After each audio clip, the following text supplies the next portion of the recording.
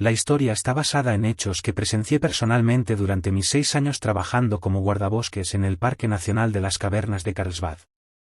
Lo que voy a contar no es el tipo de cosa que aparece en folletos para visitantes ni en informes oficiales.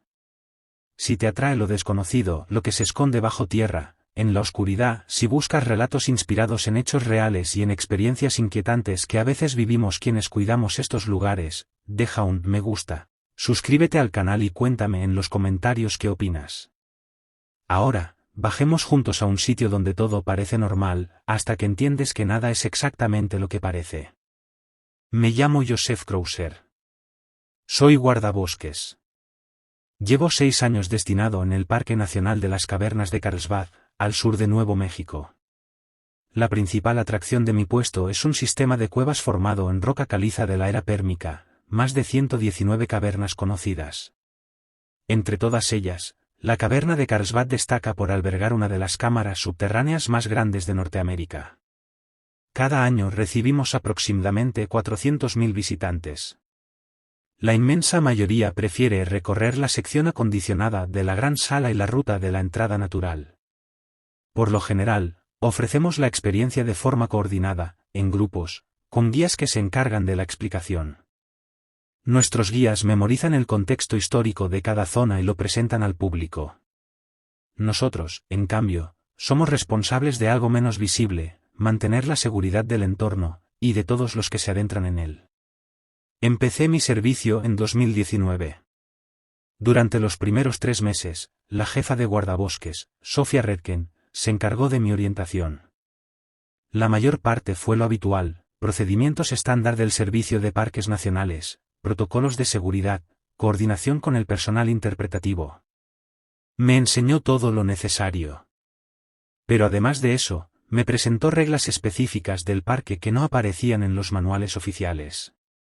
Eran protocolos que se habían ido desarrollando con los años, fruto de administrar el flujo de visitantes en un entorno subterráneo complejo, y potencialmente peligroso. Sofía me dijo que Carlsbad es distinto a cualquier parque de superficie, aquí hay pocos puntos de salida, no existe luz natural más allá de las zonas cercanas a la entrada, el ambiente es difícil de controlar, y hay que saber qué hacer cuando un visitante primerizo sufre un impacto psicológico allá abajo. Me dejó claro que prestar atención a esas particularidades no era opcional. Era parte del trabajo. Lo primero que me mostró fue el registro de accesos a la cueva. Un libro físico, guardado en la estación de guardabosques, donde se documentaba cada entrada oficial. Carlsbad tiene rutas habilitadas, la gran sala, la entrada natural y el Kings Palace estaban abiertas al público, siempre con guía y medidas de seguridad. Pero el sistema se extendía mucho más allá de esas áreas. Había pasajes demasiado peligrosos para el acceso general, zonas extremadamente sensibles por protección de recursos, y otras que ni siquiera estaban completamente exploradas o documentadas. Las puertas hacia esos sectores permanecían cerradas con llave por motivos de seguridad, marcadas con advertencias para personal autorizado. Para entrar se necesitaba aprobación especial. Y era obligatorio cumplirlo. El registro mostraba una historia escasa de accesos, expediciones de investigación ocasionales realizadas por científicos acreditados, trabajos periódicos de mantenimiento o evaluación por parte del personal del parque, y, con los años, algunas operaciones de búsqueda y rescate cuando ciertos visitantes lograron saltarse barreras, entraron donde no debían y se pusieron en peligro. Sofía explicó que algunas secciones habían sido cerradas por completo, incluso para investigación o mantenimiento, debido a incidentes anteriores que demostraron riesgos inaceptables. No detalló esos incidentes. En realidad, apenas los mencionó. Solo dijo que los cierres eran permanentes. Y que, como guardabosques con funciones de cumplimiento de la ley, parte de mi responsabilidad era asegurar la integridad de las zonas clausuradas, mantener la seguridad, verificar que las señales de advertencia siguieran en su lugar, y que nadie las manipulara. Cuando le pregunté por qué ciertas secciones estaban cerradas de forma definitiva, respondió que esas decisiones se habían tomado antes de su tiempo en el parque. Que las justificaciones estaban registradas en informes archivados, fuera de los documentos operativos diarios. Si alguna vez necesitaba ese contexto, podía solicitar acceso a través de la oficina regional.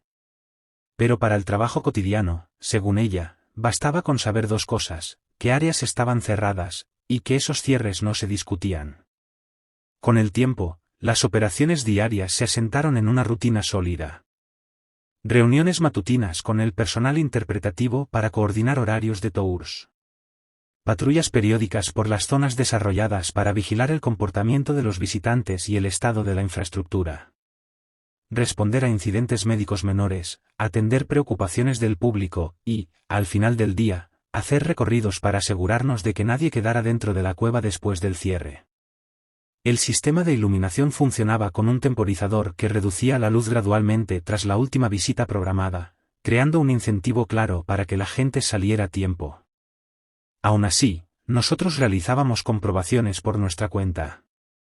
Solo para estar seguros.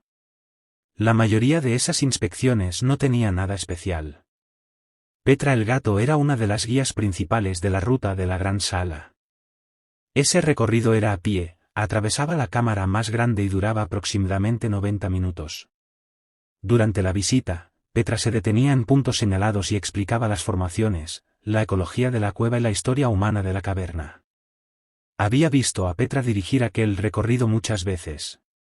Era impecable, profesional, segura, y con un conocimiento que se notaba en cada frase. Incluso en plena temporada alta, cuando los grupos podían rozar o superar las 50 personas, mantenía el orden con una calma casi quirúrgica. Comunicaba con claridad, y la gente salía del tour con esa expresión de gratitud que solo se ve cuando alguien ha logrado convertir una cueva en un relato. A finales de agosto de 2021, Petra se me acercó al terminar su turno. Tenía el gesto tenso, como si llevara una piedra en el pecho. Me pidió hablar en privado sobre algo que había ocurrido durante el último recorrido del día. Fuimos a la estación de guardabosques. Allí, con la puerta cerrada y la luz fría del techo, me contó lo sucedido. Dijo que, alrededor de las 4:15 de la tarde, mientras daba su explicación habitual en una de las paradas señalizadas, cerca de la formación conocida como el Pozo Sin Fondo, oyó su propia voz repitiendo exactamente las mismas palabras que ella estaba pronunciando. No era una sensación vaga.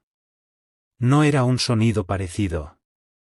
Eran las mismas palabras, en el mismo ritmo, habladas al mismo tiempo que ella. Pero aquella segunda voz no venía del lugar donde estaba el grupo. Venía de más adentro.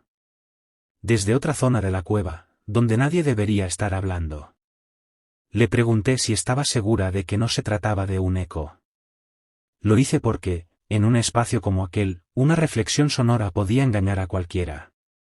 Tal vez la acústica de la cámara había generado una ilusión, un rebote tardío, una reverberación extraña. Petra negó con firmeza. Dijo que conocía demasiado bien cómo se comportaba el sonido allí abajo.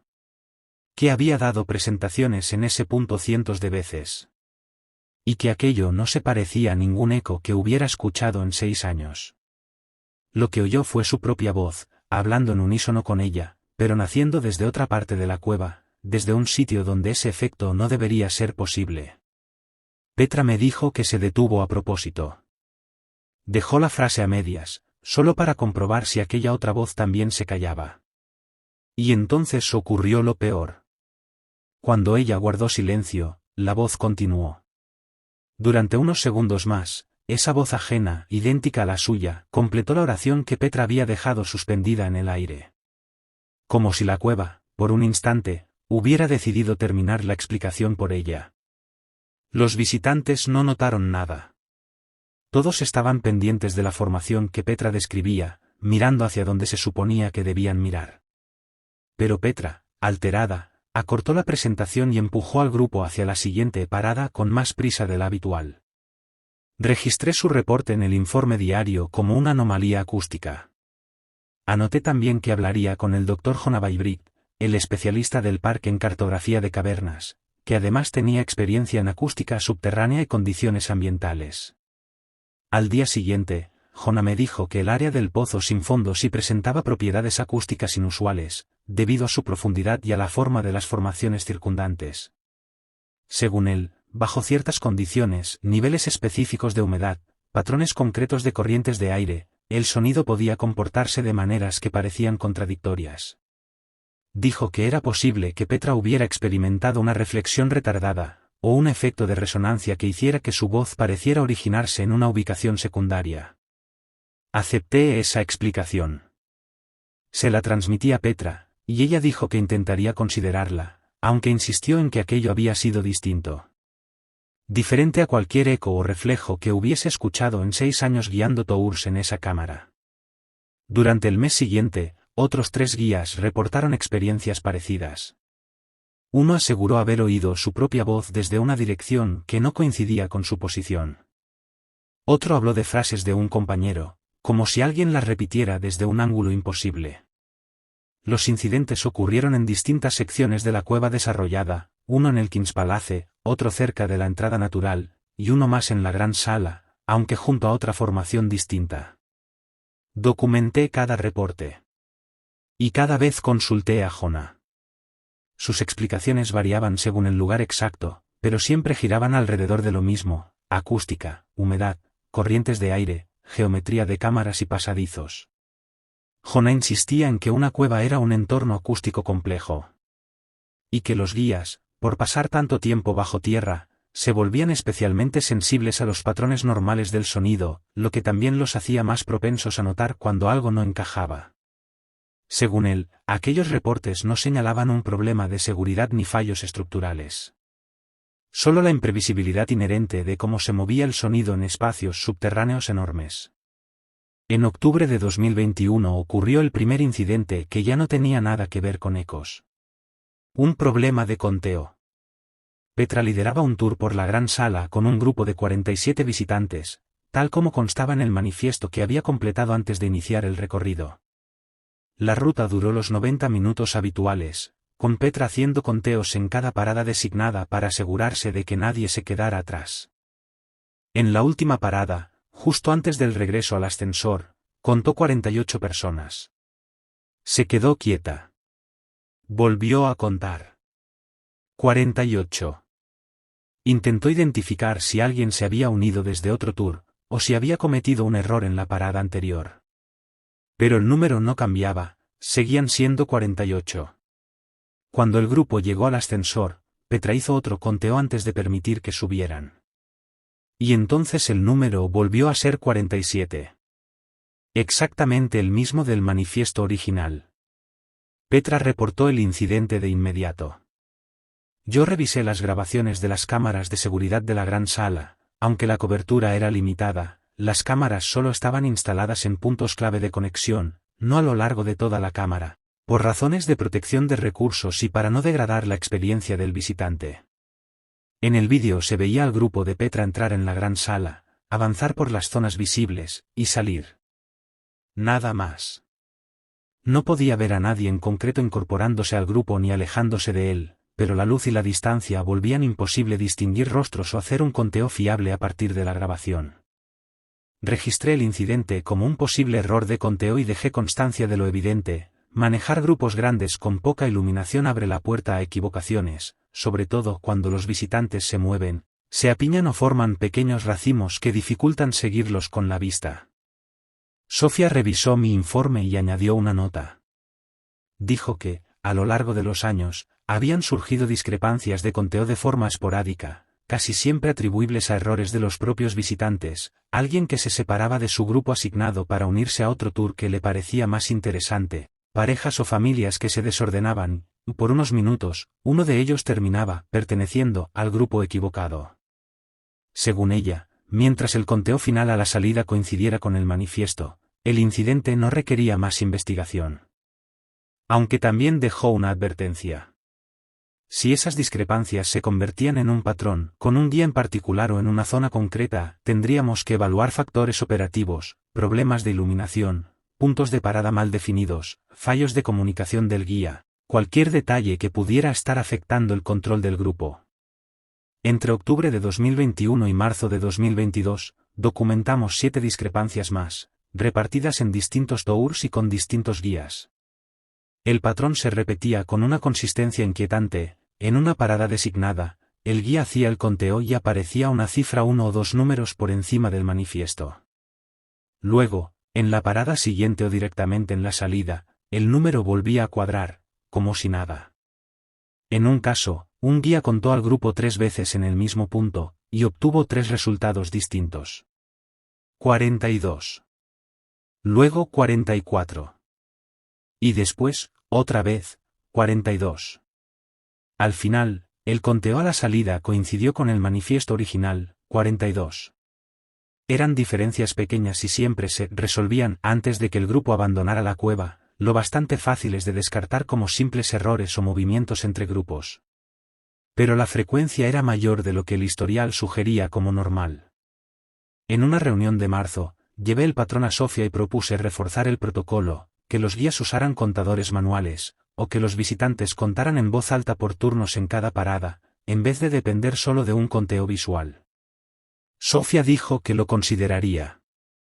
Pero también señaló que añadir complejidad al procedimiento podía afectar la experiencia del visitante, y que, si el problema tenía una raíz ambiental, la iluminación, la acústica, distracciones del entorno, más reglas quizá no atacarían la causa real. Aún así, se comprometió a revisar el tema con el equipo de interpretación, ver si se podían ajustar entrenamientos, y si las discrepancias continuaban o empeoraban, implementar medidas más formales. En abril de 2022 ocurrió el primer incidente que ya no encajaba con facilidad en la etiqueta de error de conteo, o anomalía acústica. Un grupo de 36 visitantes estaba en la zona conocida como Kings Palace, una sección a la que se accede por una ruta distinta a la del Big Room. El guía, un ranger llamado Marcus Finch, estaba dando una explicación en uno de los puntos de parada cuando varios visitantes lo interrumpieron. Decían estar oyendo a otro guía hablando más adelante, en una cámara situada unos tramos por delante. Marcus afirmó que eso era imposible. No había otro tour programado en Kings Palace a esa hora, y la siguiente cámara de la secuencia debía estar vacía, porque su propio grupo aún no había llegado allí. Pero varios visitantes insistieron. Aseguraron que podían escuchar a alguien describiendo formaciones y aportando contexto histórico, con el mismo estilo que Marcus estaba usando en ese momento. Como si otra visita guiada estuviera avanzando por delante de ellos, fuera de su vista, pero lo bastante cerca como para que la voz se percibiera con claridad. Marcus cortó la explicación y condujo al grupo hacia la siguiente cámara, convencido de que encontraría a otro grupo que se había colado en la ruta sin autorización o que había sido programado sin que él lo supiera. Cuando llegaron, la cámara estaba vacía. Y en silencio. Marcus revisó su registro de radio y confirmó con el centro de visitantes que no había ningún otro tour en Kings Palace.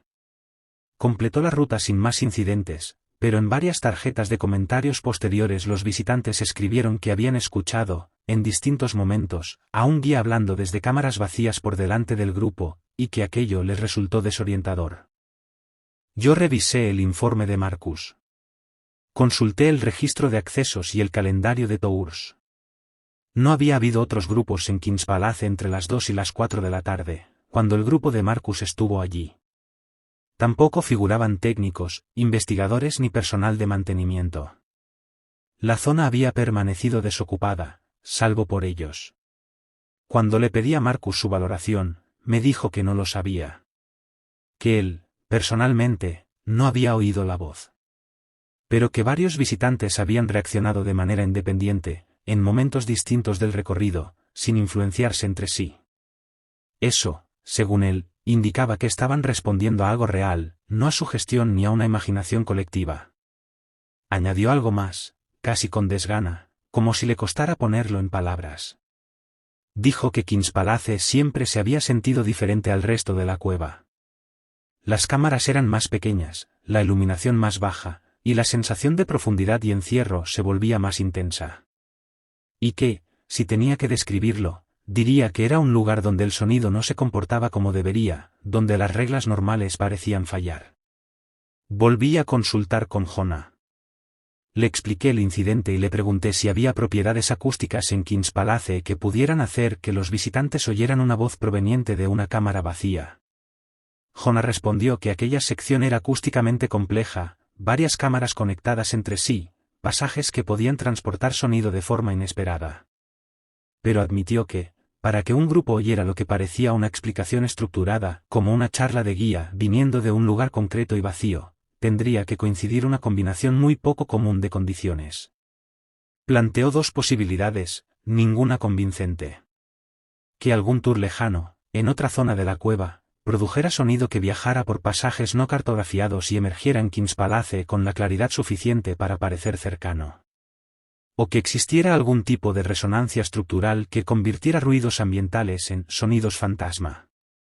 Dijo que ninguna explicación le satisfacía del todo, pero que, sin poder reproducir el fenómeno en condiciones controladas, era imposible determinar qué había ocurrido realmente. La reacción de Sofía fue más directa. Dijo que Kings Palace ya había sido escenario de reportes similares a lo largo de los años, visitantes o guías oyendo voces, viendo movimiento en cámaras vacías, sintiendo que alguien los seguía o los observaba. Y que esa zona estaba señalada en documentación interna como un sector que requería un monitoreo más estricto que otras partes del sistema turístico. Según Sofía, el patrón sugería que había algo en las condiciones ambientales de ese lugar que, en algunas personas, producía efectos psicológicos o perceptivos. Y que debíamos estar atentos tanto a las reacciones de los visitantes como a las experiencias de los guías.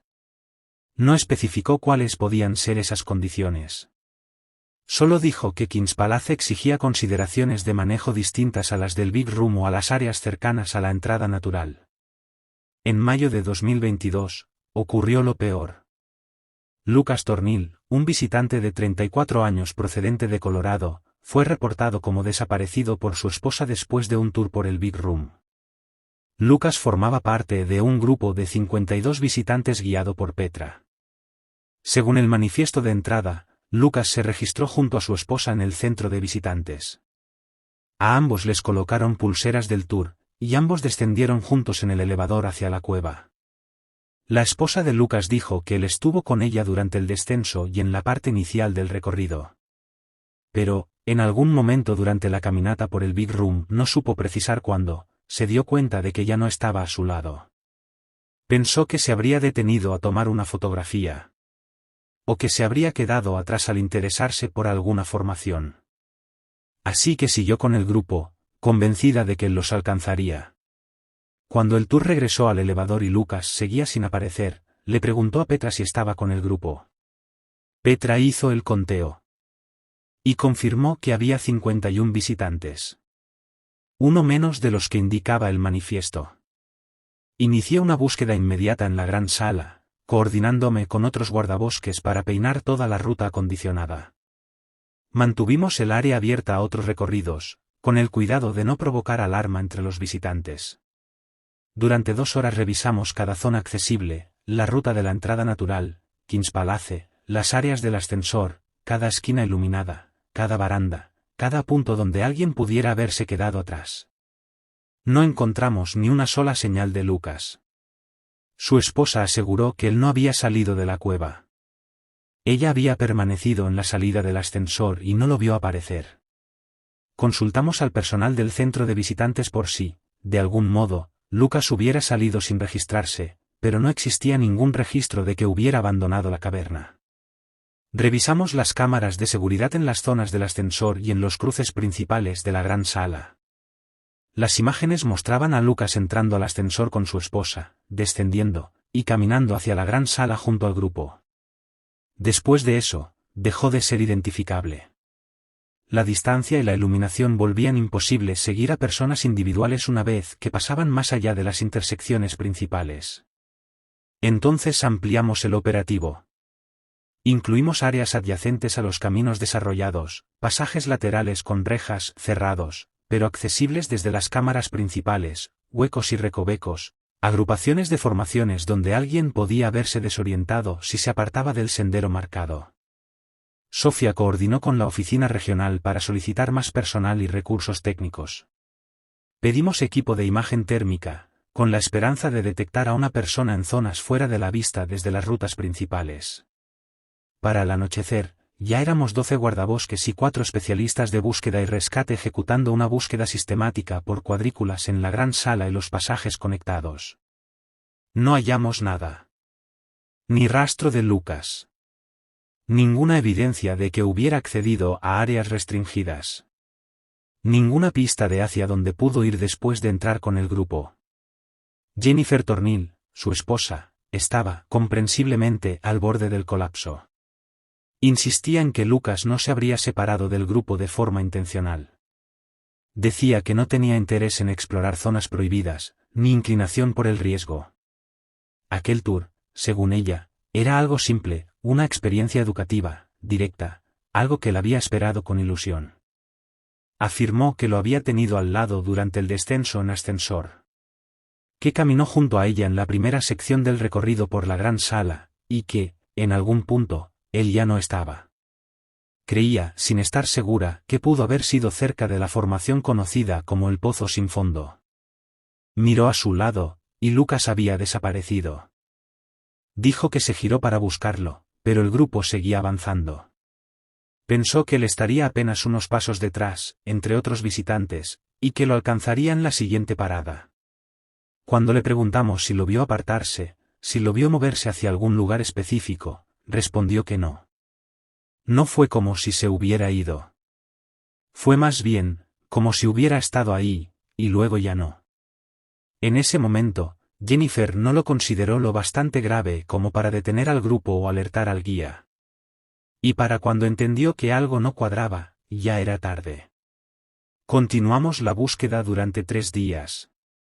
Expandimos el perímetro hacia pasajes sin mapa, zonas que requerían trabajo técnico con cuerdas y equipo para espacios confinados. El Dr. Jonavaibrit se unió el segundo día, aportando su levantamiento detallado de la cueva y su conocimiento de los sistemas menos documentados. Jona explicó que Carlsbad era mucho más extensa de lo que sugerían las rutas públicas, cientos de pasajes y cámaras pequeñas que se ramificaban desde las salas principales. Algunas exploradas y medidas. Otras conocidas, pero aún no registradas del todo. Dijo que, en teoría, era posible que Lucas hubiera encontrado la manera de entrar en uno de esos pasajes, quizá por una reja mal asegurada, o por una apertura natural difícil de notar desde las rutas principales. Pero también fue claro en algo. Para llegar a esos lugares hacía falta intención. Había que trepar barreras, meterse por huecos estrechos, orientarse en oscuridad total. Y, sobre todo, resultaba difícil creer que Lucas hubiera hecho algo así por accidente, o sin que Jennifer lo notara. Al cuarto día encontramos a Lucas. O, mejor dicho, lo encontró un grupo de visitantes durante un tour matutino regular. Estaba de pie en la gran sala, cerca del área conocida como el Pozo sin fondo, colocado exactamente en uno de los puntos de parada designados donde los guías suelen dar su explicación. El guía que lo vio contó que Lucas estaba allí, mirando hacia la formación, inmóvil. Sin moverse. Sin responder cuando el guía se acercó y le preguntó si necesitaba ayuda. El guía pidió apoyo por radio. Yo respondí de inmediato y llegué en menos de 10 minutos. Cuando lo vi, era tal como lo habían descrito. Lucas permanecía quieto, con la vista fija en el pozo sin fondo. No reaccionó a mi presencia. No reaccionó a mi voz. No reaccionó a mis preguntas. Me arrodillé a su lado y revisé su estado físico, respiración normal, pulso estable, ninguna lesión visible. Llevaba la misma ropa que el día de su desaparición. La mochila seguía en sus hombros. La botella de agua continuaba en el bolsillo lateral. Físicamente estaba intacto. Pero por dentro, era como si no hubiera nadie. Solicité asistencia médica y lo trasladamos al centro de visitantes. De ahí, fue enviado a un hospital en Carlsbad para una evaluación completa. El examen no encontró nada normal en su cuerpo, no había heridas, no había deshidratación, a pesar de 4 días de ausencia, no había hipotermia, pese a la temperatura constante de la cueva, alrededor de 56 grados. Y aún así, Lucas no respondía. No hablaba. No hacía contacto visual. No reaccionaba a estímulos externos. El personal médico describió su estado como catatónico, quizá producto de un trauma psicológico, aunque no podían determinar qué clase de trauma habría sufrido. Jennifer lo identificó sin ninguna duda, era su esposo. Pero ni siquiera ella consiguió arrancarle una sola reacción. Lucas quedó internado para observación y evaluación psiquiátrica. Y mientras las puertas del hospital se cerraban tras él, lo único que a mí me quedaba claro era esto. La cueva lo había devuelto. Pero no nos devolvió a la misma persona que se había llevado. Documenté el incidente con todo detalle, la desaparición de Lucas durante una visita a la gran sala el 12 de mayo, la operación de búsqueda exhaustiva que siguió, su reaparición el 16 de mayo en un punto muy cercano al lugar donde su esposa creía haberlo visto por última vez, y el estado de desconexión total en el que fue hallado. Dejé constancia de un detalle imposible de ignorar: 4 días no encajaban con su condición física. No presentaba señales de exposición, deshidratación ni agotamiento, nada de lo esperable tras pasar varias jornadas dentro de una cueva.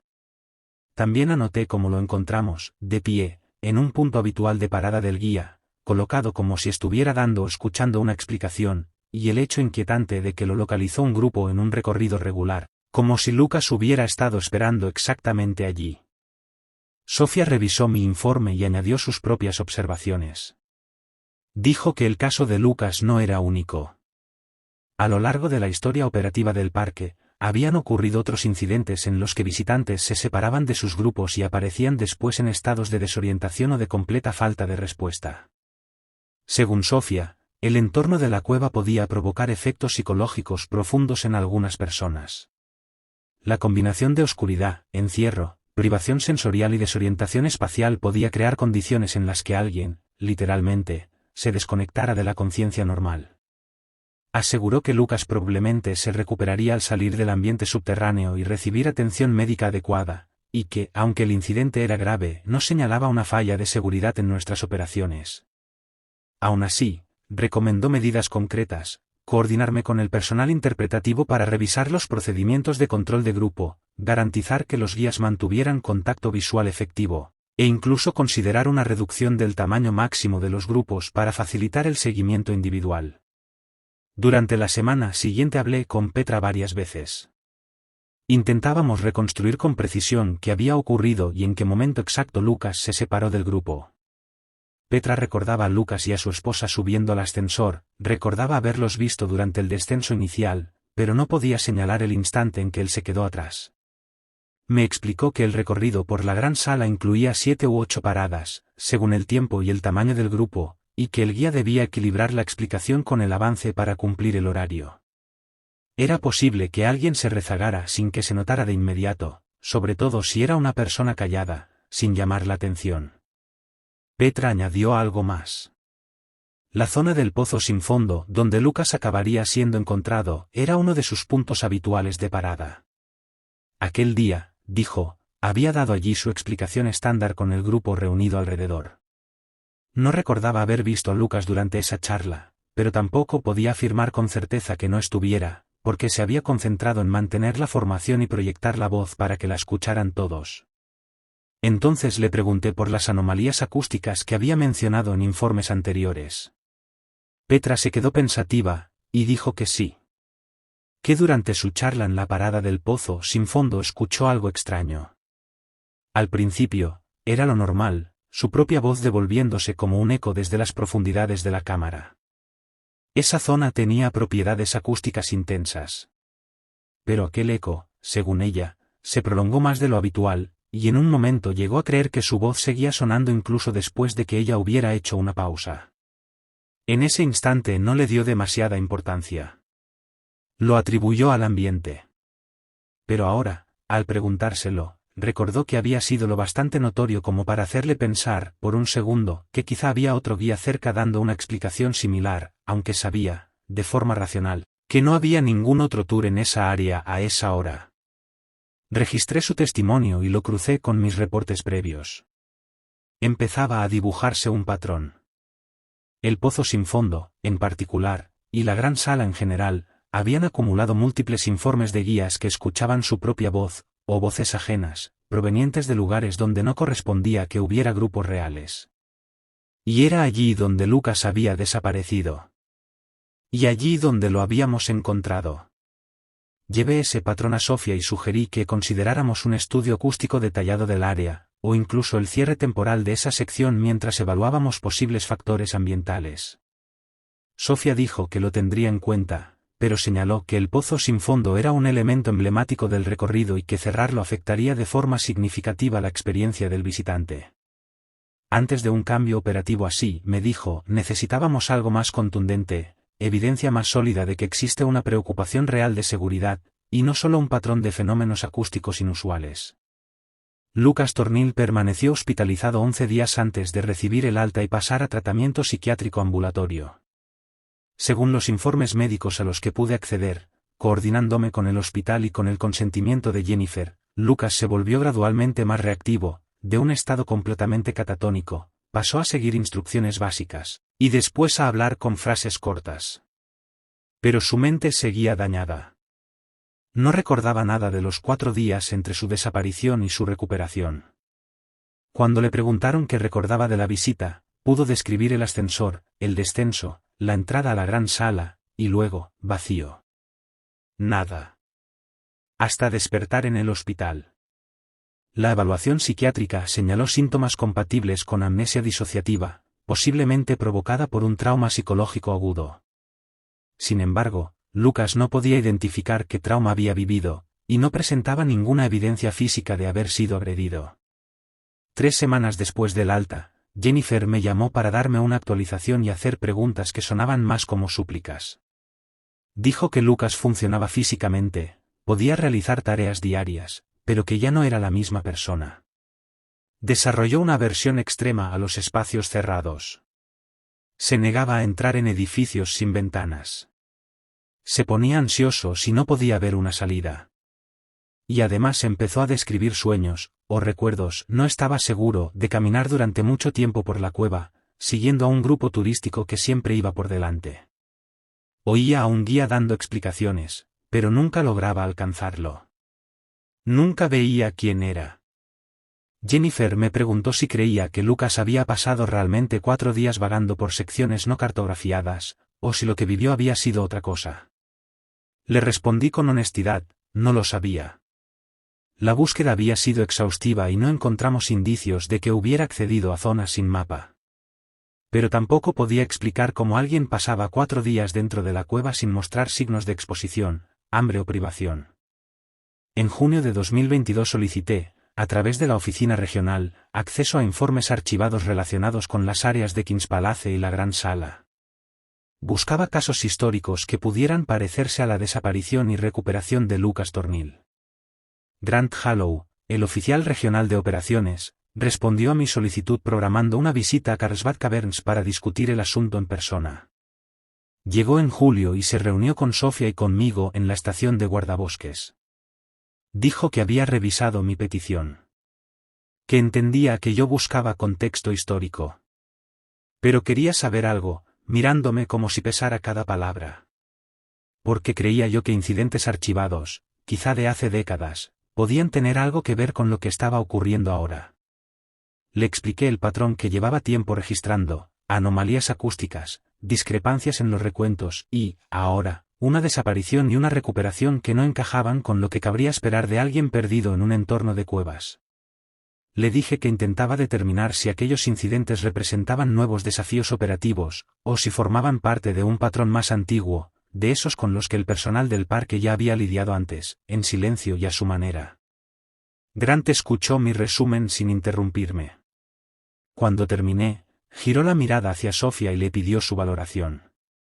Sofía dijo que estaba de acuerdo en que había habido un aumento de incidentes inusuales durante el último año, pero que, en su opinión, la causa era más simple, más visitantes tras la pandemia, y una rotación de personal que había dejado a guías menos experimentados al frente de grupos más grandes. Según ella, con mejor formación y protocolos más estrictos de control de grupo, la mayoría de los problemas quedarían resueltos. Grant asintió.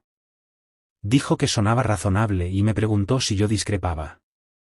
Respondí que la formación y los protocolos eran importantes, sí, pero que también sospechaba la existencia de factores ambientales o estructurales, específicos de ciertas zonas de la cueva, que no se comprendían del todo y que quizá merecían una investigación adicional. Grant me preguntó qué tipo de investigación tenía en mente. Le dije, posiblemente estudios acústicos. Posiblemente cierres temporales de áreas concretas mientras evaluamos condiciones. Posiblemente consultar a expertos en psicología de cuevas o percepción ambiental. Grant se quedó callado un instante largo, demasiado largo. Luego dijo que apreciaba mi diligencia al documentar incidentes y buscar patrones, pero que le preocupaba hacia dónde estaba yendo mi análisis. Dijo que las cuevas, por naturaleza, eran entornos misteriosos, capaces de producir efectos perceptivos tanto en visitantes como en el personal. Y que atribuir propiedades acústicas normales, o respuestas psicológicas humanas normales, a algún tipo de problema estructural de la cueva no era un marco útil de análisis. Dijo, casi como dictando un informe, los incidentes que yo había documentado, anomalías acústicas, errores de conteo, la desorientación temporal de Lucas Tornil eran consistentes con efectos conocidos de los entornos cavernarios sobre la percepción humana, y no indicaban necesidad de cambios operativos más allá de la formación y los ajustes de protocolo que Sofía ya había señalado. Luego añadió algo más, con un tono amable pero definitivo: si yo seguía documentando este tipo de incidentes, debía centrarme en los factores humanos. Rendimiento del guía. Conducta del visitante. Funcionamiento del equipo. Y evitar especular sobre factores ambientales que no pudieran medirse ni abordarse con los métodos habituales de gestión del parque. Cuando Grant se marchó, Sofía me llamó de nuevo a su despacho. Dijo que quería aclarar el mensaje de Grant. Que no estaba desestimando mis preocupaciones, sino marcando los límites de lo que la oficina regional estaba dispuesta a respaldar, tanto en investigación como en análisis. Entonces bajó la voz, como si el propio edificio pudiera escuchar. Me dijo que Carlsbad Caverns tenía una larga historia operativa, una historia que incluía incidentes y observaciones que no encajaban en marcos explicativos convencionales. Y que, con el tiempo, el parque había desarrollado prácticas para manejar esas situaciones sin necesidad de comprenderlas por completo. Me habló de las zonas cerradas que yo había preguntado durante mi orientación inicial. Esas áreas marcadas como permanentemente inaccesibles. Dijo que se habían cerrado por incidentes que sugerían que esas secciones producían efectos en las personas, efectos que no podían mitigarse con medidas estándar de seguridad. Y que la naturaleza específica de esos incidentes no estaba documentada en registros accesibles, porque documentarla habría creado más problemas de los que resolvería. Habría traído exactamente el tipo de investigación y escrutinio externo que, al final, interferiría con la capacidad del parque para mantener sus operaciones bajo control. Le pregunté qué quería decir con efectos en las personas, que no podían mitigarse. Sofía dijo que se refería a que algunas secciones de la cueva parecían provocar experiencias, en visitantes o personal, que iban más allá de los efectos perceptivos normales. Hablaba de desorientación espacial o temporal, que no podía explicarse por factores ambientales como la oscuridad o las propiedades acústicas. Dijo que quienes pasaban por eso casi nunca podían articular qué les había ocurrido. Describían la sensación de haber estado en la cueva durante mucho más tiempo del que indicaba el reloj. O decían haber visto u oído cosas que no deberían haber sido posibles, dada la geografía conocida de la caverna. Y, según ella, el enfoque del parque había sido siempre el mismo: identificar las áreas donde esos efectos parecían concentrarse, y restringir el acceso. Mantener operaciones normales en las secciones que no provocaban ese tipo de respuestas. Dijo que aquel método había funcionado durante décadas. Y que, por minuciosa que fuera mi documentación reciente, no estaba revelando nada fundamentalmente nuevo sobre las características de la cueva. Le pregunté a Sofía si, además del caso de Lucas Tornil, habían existido otros episodios similares, personas que desaparecían y luego reaparecían sin recordar nada del tiempo intermedio. Sofía dijo que sí. Que a lo largo de la historia del parque habían ocurrido algunos, no con frecuencia, pero lo suficientes como para reconocer un patrón. Según ella, siempre era lo mismo: alguien se separaba de su grupo en alguna de las secciones más profundas de la cueva habilitada, y era encontrado horas o incluso días después, aproximadamente en la misma zona donde se había perdido. No recordaba nada del lapso ausente. Y, lo más extraño, no presentaba señales físicas que encajaran con el tiempo que supuestamente había pasado dentro de la cueva. Nada en la piel, nada en la respiración, nada en el cuerpo que delatara exposición prolongada a las condiciones subterráneas. Los exámenes médicos y psiquiátricos, me explicó, siempre terminaban en la misma conclusión: un episodio disociativo, desencadenado por el entorno de la cueva. Después de salir, con tratamiento y reposo, la mayoría volvía a su estado funcional habitual, aunque muchos quedaban con una ansiedad persistente ante espacios cerrados. Dijo que el caso de Lucas se encajaba perfectamente. Que no había motivo para alarmarse, ni razón para cambiar procedimientos. Durante las semanas siguientes seguí con mis tareas normales. Pero empecé a escuchar la cueva de otra manera. Me descubrí más atento a su acústica, y a los reportes, tanto de visitantes como del personal, sobre experiencias que no terminaban de tener explicación. En agosto, 2 grupos distintos aseguraron haber oído lo que parecía un tour en marcha en Kings Palace, cuando no había ningún recorrido programado en esa zona. En ambas ocasiones verifiqué que no hubiera personal autorizado allí. Y en ambas ocasiones, las cámaras que los visitantes describían de donde decían que venían las voces estaban vacías. En septiembre, 3 guías diferentes reportaron discrepancias de conteo en recorridos por Big Room.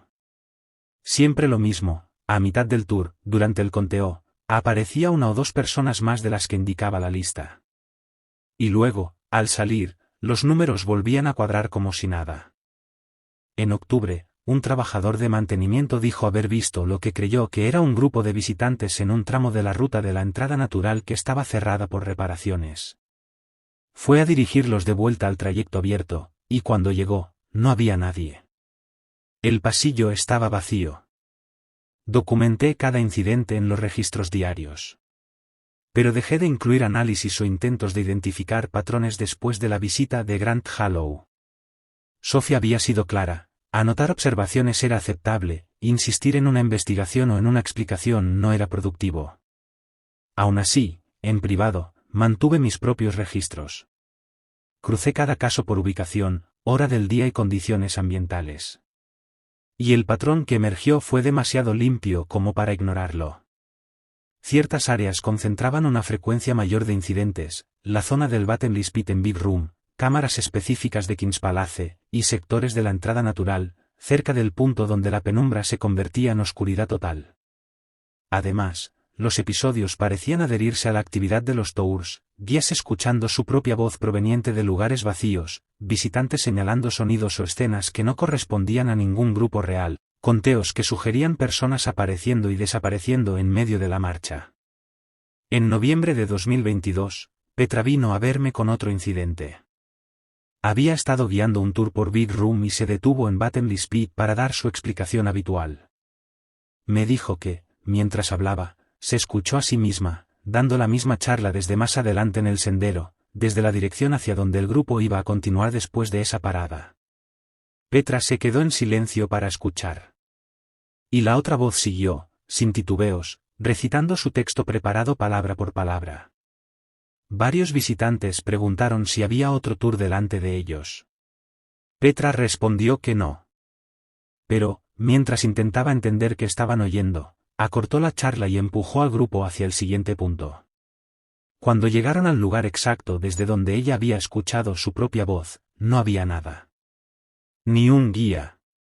Ni visitantes. Ni un murmullo. Solo silencio. Terminó el recorrido, pero quedó lo bastante inquieta como para reportarlo formalmente. Me preguntó si debía dejar de hacer tours en Big Room hasta que entendiéramos qué estaba causando aquellos efectos acústicos. Le dije que volvería a consultar con el Dr. Baybrick sobre las propiedades acústicas de la zona de Battenley Pit. Pero, por dentro, yo ya había tomado una decisión, una explicación convencional no alcanzaba. Había estado allí decenas de veces. Había escuchado charlas, había observado cómo se movía el sonido en el espacio. Lo que Petra y los demás describían no era eco. No era resonancia. Era su propia voz, hablándoles al mismo tiempo desde otra ubicación, o continuando después de que ellos ya habían dejado de hablar, o recitando textos completos desde cámaras vacías. Eso no era reflexión acústica. Eso era otra cosa. La oficina del Dr. Jonah Baybrick estaba en el edificio de investigación y colecciones, una estructura pequeña, separada del centro de visitantes, donde guardaban datos de levantamientos, muestras geológicas y documentación histórica vinculada a la exploración científica del parque. Ya lo había consultado antes por asuntos operativos, pero en diciembre de 2022 pedí una reunión más completa. No solo por los incidentes acústicos recientes, sino por el patrón general de anomalías que yo venía registrando desde hacía 18 meses. Jonah aceptó. Pasamos 3 horas revisando mis anotaciones, cruzándolas con sus datos de exploración, y con sus propias observaciones acumuladas tras años trabajando dentro del sistema de cavernas. Jonah llevaba 14 años en el parque. Más que nadie del personal actual, excepto un supervisor de mantenimiento que estaba allí desde finales de los 90. Su trabajo consistía en mantener y actualizar los mapas de Carlsbad Cavern y de otras cuevas del parque, documentar hallazgos cuando los equipos abrían pasajes desconocidos, y ofrecer asesoría técnica sobre geología y condiciones ambientales. Había pasado más tiempo que nadie en las secciones no mapeadas y restringidas. Y su conocimiento institucional iba mucho más allá de lo que quedaba registrado en informes oficiales. Cuando le mostré cómo los incidentes se acumulaban alrededor de Battenley Spit, las cámaras de Kings Palace y las zonas de transición de la entrada natural, Jonah se quedó callado durante un largo rato. Finalmente dijo que, durante su tiempo allí, también había notado patrones similares. Que, cada cierto tiempo, guías y visitantes reportaban experiencias en esas áreas, cosas que sugerían propiedades acústicas o perceptivas fuera de lo normal. Dijo que, a lo largo de los años, había hecho pruebas acústicas informales, grabaciones, mediciones de reflejos, comparaciones. Pero los resultados eran inconsistentes. Algunas veces, esas zonas se comportaban exactamente como dictaba la teoría. Otras veces, bajo condiciones aparentemente idénticas, las mismas pruebas producían resultados imposibles, sonidos que parecían venir de direcciones que no tenían sentido, reflejos con retrasos demasiado largos para el tamaño de las cámaras, grabaciones que capturaban voces o ruidos que, durante la prueba real, nunca habían sido audibles. Le pregunté a Jonah qué creía que estaba provocando aquellas inconsistencias. Dijo que no tenía una explicación científica. Su teoría de trabajo, la única que podía sostener con honestidad, era que ciertas zonas de la cueva presentaban lo que él llamaba entornos acústicos inestables, lugares donde las reglas normales de propagación del sonido se rompían, de vez en cuando, por motivos que no lograba identificar. Planteó posibilidades, conductos de aire sin cartografiar, canales de agua ocultos que abrieran rutas inesperadas para el sonido, caminos que no se deducían del mapa oficial del sistema. También habló de cambios de presión atmosférica, de humedad, de pequeñas variaciones que alteraran el comportamiento del eco de un modo todavía mal comprendido. Pero, incluso mientras enumeraba esas hipótesis, admitió que le sonaban insuficientes cuando se enfrentaba a casos como el de Petra. El de Petra no era un eco cualquiera. Petra había oído su propia voz salir de una cámara vacía, recitando en tiempo real el texto que ella misma estaba pronunciando, como si 2 presentaciones estuvieran ocurriendo en paralelo, la suya, y otra que la imitaba desde la oscuridad. Entonces le pregunté por las secciones cerradas de la cueva. Las zonas que Sophie había mencionado, áreas restringidas de forma permanente por incidentes antiguos. Jonah dijo que conocía algunos de esos cierres. Que los había heredado como política establecida cuando empezó en el parque, pero que nadie le había dado información detallada sobre el motivo exacto por el que cada área estaba clausurada. Contó que había preguntado a personal anterior. La respuesta siempre era la misma: evaluaciones de seguridad hechas en tiempos previos a los estándares actuales de documentación. Y que, como esas zonas no eran esenciales para la experiencia del visitante ni para el acceso de investigación, se había decidido mantener los cierres en lugar de revaluarlos. Dijo, además, que al principio de su trabajo había entrado en algunas de esas secciones cerradas, antes de comprender que la prohibición debía ser absoluta. Y que, desde el punto de vista geológico o estructural, no había visto nada destacable. Pasajes y cámaras como tantos otros, sin señales evidentes de inestabilidad. Nada que justificara, por sí solo, un veto permanente. Le pregunté si, durante esas visitas, había experimentado algo inusual. Jonah dudó. Luego confesó que, en un área concreta, una bifurcación que se desprendía del camino del Kings Palace, había sentido una desorientación espacial intensa. Como si el pasaje fuera más largo de lo que indicaban sus mediciones. Como si estuviera caminando en círculos, pese a que sus datos mostraban una ruta lineal. Dijo que, al principio, lo atribuyó al cansancio. A los efectos psicológicos de trabajar solo en una zona remota, sin referencias claras, sin luz natural, sin horizonte. Pero meses después volvió. Esta vez llevó mejor equipo. Y, para verificarlo, fue acompañado por un colega. Y ambos sintieron lo mismo. Midieron el tramo varias veces. Los resultados fueron consistentes, exactos, casi mecánicos. Sin embargo, los dos tuvieron la impresión de haber caminado mucho más de lo que la cinta y el láser registraban. Tras esa segunda visita, Jonah informó de lo ocurrido a la administración del parque. La instrucción fue inmediata: no volver a acceder a esa sección sin autorización específica. Esa autorización, dijo, nunca llegó. Le pregunté si tenía alguna teoría para explicar ese tipo de distorsión. Respondió que no.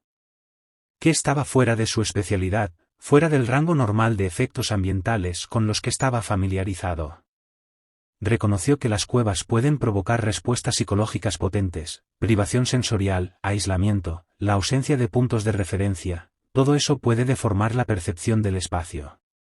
Pero añadió algo más, en voz más baja, como si le costara ponerle nombre. Lo que él sintió no se parecía a una reacción psicológica común. Se sentía diferente. Como si el espacio mismo estuviera comportándose de un modo que no correspondía con sus medidas físicas. Dijo que había dejado de pensarlo en términos científicos. Que lo aceptó como una característica de ese tramo, algo que lo volvía inadecuado para el acceso. Algo que, simplemente, era mejor dejar en paz. Durante las semanas siguientes, empecé a revisar informes históricos de incidentes en los archivos del parque. Busqué casos que implicaran experiencias de visitantes o empleados que no pudieran explicarse con factores convencionales. Los archivos no eran completos. Los estándares de registro habían cambiado con las décadas, parte de la documentación temprana estaba perdida, o incompleta. Aún así, ¿encontré lo suficiente para confirmar algo inquietante? Los patrones que yo estaba observando no eran nuevos. En los años 80, había una serie de reportes de grupos turísticos que decían haber encontrado lo que describían como otros tours en secciones donde no había tours programados. Los informes hablaban de voces, de luces y, en algunos casos, de haber visto brevemente grupos de personas, que ya no estaban allí cuando el grupo que reportaba llegaba al punto exacto donde supuestamente los había visto. En los 90, aparecían múltiples incidentes de guías que informaban que sus grupos parecían tener más personas en ciertos momentos del recorrido de las que indicaba el manifiesto. Y, lo más extraño, la discrepancia siempre se resolvía antes de salir. Al final del tour, el número volvía a coincidir, como si el error se corrigiera solo, o como si alguien o algo se hubiera desenganchado en el camino. En 2003, encontré un caso muy parecido al de Lucas Tornil. Un visitante se separó de un grupo en la Big Room. Estuvo desaparecido 36 horas. Y lo encontraron de pie cerca del Bottomless Pit, en un estado de completa ausencia. La evaluación médica lo describía como catatónico. El seguimiento psiquiátrico señalaba que no recordaba el tiempo perdido y presentaba síntomas compatibles con un episodio disociativo severo. El informe incluía una nota del superintendente de entonces: recomendaba evaluar el área del Bottomless Pit para un cierre temporal, mientras se investigaban factores ambientales que pudieran contribuir al malestar psicológico de los visitantes. Pero en los registros posteriores no había rastro de que esa evaluación se hubiera realizado. Ni de que el cierre se hubiera aplicado. El hallazgo más significativo fue un memorándum de 1978. Lo escribió un guardabosques llamado Gerald Kemp y estaba dirigido al superintendente de esa época. Kemp documentaba su preocupación por algo que él denominaba fenómenos de tours recursivos en el área del Kings Palace. Describía múltiples incidentes, a lo largo de 6 meses, en los que guías y visitantes afirmaban haber oído o visto grupos turísticos en zonas vacías del Kings Palace. Y las descripciones, lo que se escuchaba, lo que se veía, coincidían con tours reales que estaban ocurriendo en otro lugar de la cueva, al mismo tiempo. El análisis de Kemp sugería que, de algún modo, la cueva estaba reflejando o replicando actividades de un punto a otro, en formas imposibles de justificar por propiedades acústicas u ópticas normales. Recomendó cerrar temporalmente el King's Palace para un estudio exhaustivo. Y, además, restringir el acceso a ciertos pasajes no cartografiados adyacentes, hasta comprender mejor lo que él llamaba anomalías espaciales en esa sección. La respuesta del superintendente, adjunta en el mismo expediente, era breve. Decía que los incidentes eran preocupantes, sí, pero que podían explicarse adecuadamente por efectos acústicos, ilusiones visuales causadas por la iluminación y factores psicológicos propios de entornos subterráneos. También afirmaba que cerrar el King's Palace afectaría de forma significativa la experiencia del visitante y los ingresos del parque, sin una justificación clara. En lugar de cerrar, implementarían formación reforzada para los guías y mejoras de iluminación en las áreas afectadas. No había señales de que Kemp hubiera insistido. Y, después de ese intercambio, no encontré ninguna otra documentación suya en los archivos.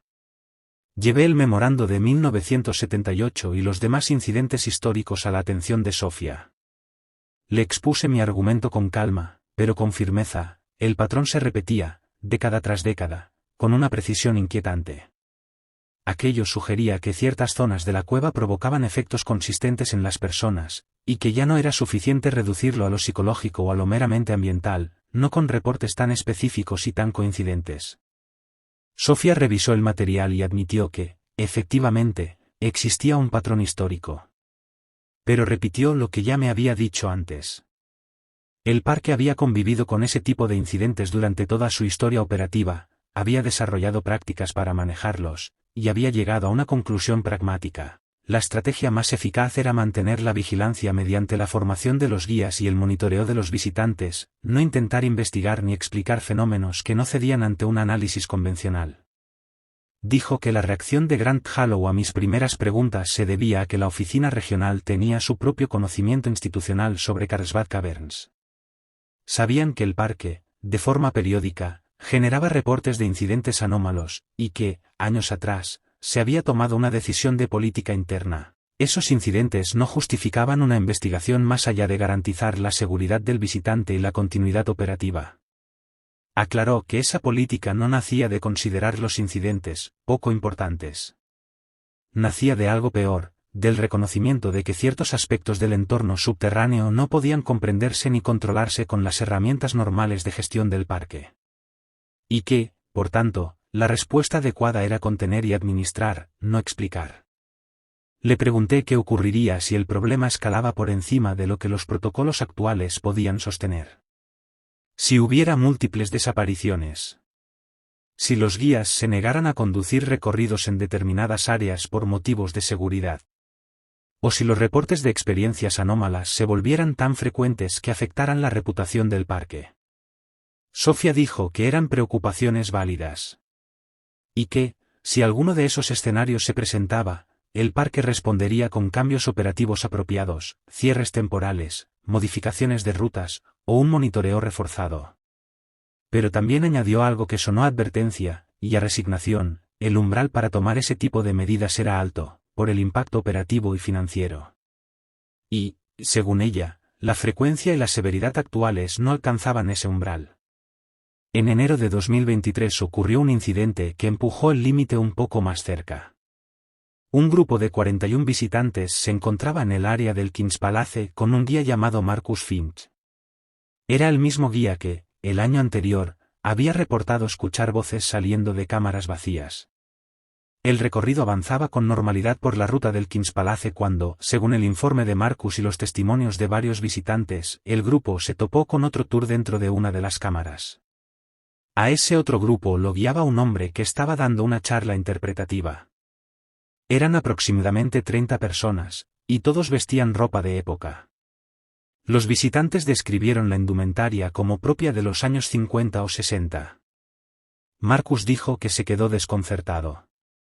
No había ningún otro recorrido programado en el King's Palace a esa hora, y el guía que veía no coincidía con ningún miembro del personal actual. Intentó comunicarse por radio con el centro de visitantes para confirmar la presencia del otro tour, pero su radio no funcionaba. El otro grupo siguió su ruta, avanzando hacia la siguiente cámara. Marcus continuó detrás con sus 41 visitantes, con la intención de alcanzar al guía y hablar con él. Cuando llegaron a la cámara siguiente, el otro tour había desaparecido. Marcus completó su ruta y reportó el incidente de inmediato al regresar al centro de visitantes. Yo verifiqué que no había habido otros tours en el King's Palace durante ese intervalo, y que todo el personal interpretativo estaba registrado y localizado en otros puntos del parque. Entrevisté a varios visitantes del grupo de Marcus. Confirmaron lo mismo, habían visto al otro grupo con claridad, habían escuchado al guía hablar, y quedaron desconcertados cuando, de un momento a otro, aquel grupo simplemente dejó de existir. Las descripciones del otro guía coincidían. Un hombre con uniforme de guardabosques, pero de un estilo más antiguo que el actual, ofreciendo una presentación formal, casi ensayada, sobre las formaciones del King's Palace. Varios visitantes habían tomado fotografías dentro de las cámaras. Solicité copias. Al revisarlas, en varias imágenes aparecían figuras al fondo que no pertenecían al grupo de Marcus, personas con vestimenta que, en efecto, recordaba a mediados del siglo XX. Pero las fotos, vistas con calma, no ofrecían un rostro identificable ni un detalle concluyente. La distancia, la baja luz, el movimiento de manos, y la compresión del dispositivo convertían a esas figuras en algo peor que una prueba, una insinuación. Suficiente para inquietar.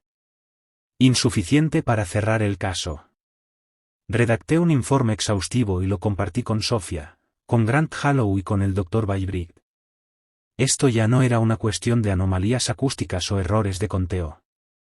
Esto era un guía y 41 visitantes reportando una experiencia visual compartida, el encuentro con un grupo de personas que, según todos los registros operativos y toda evidencia verificable, no debían estar dentro de la cueva en ese momento. 3 días después del incidente, Grant Hallow respondió programando otra visita al sitio. Llegó al parque, se reunió con Marcus, entrevistó a varios visitantes que aceptaron ser contactados para seguimiento, revisó las fotografías, y pasó varias horas con Sofía, Jonah y conmigo discutiendo lo ocurrido y sus implicaciones. La evaluación de Grant fue cautelosa. Dijo que el incidente era preocupante por el número de testigos y por la precisión de las descripciones, pero que aún entraba dentro de un rango de fenómenos potencialmente explicables. Sugirió una posibilidad, que otro grupo hubiera estado en el King's Palace sin autorización. Visitantes que habían sorteado barreras, o que se encontraban dentro de la cueva fuera del horario normal, sin ser detectados por el personal. La ropa de época, añadió, podía tener una explicación mundana. Personas que asistían a recreaciones históricas o reuniones de entusiastas vintage a veces visitaban parques disfrazadas, y era plausible que un grupo así hubiera entrado. Y el hecho de que desaparecieran antes de que Marcus pudiera contactarlos, también podía explicarse, según él, porque tomaron una ruta diferente o salieron por un acceso que Marcus no conocía. Rebatí la explicación de Grant.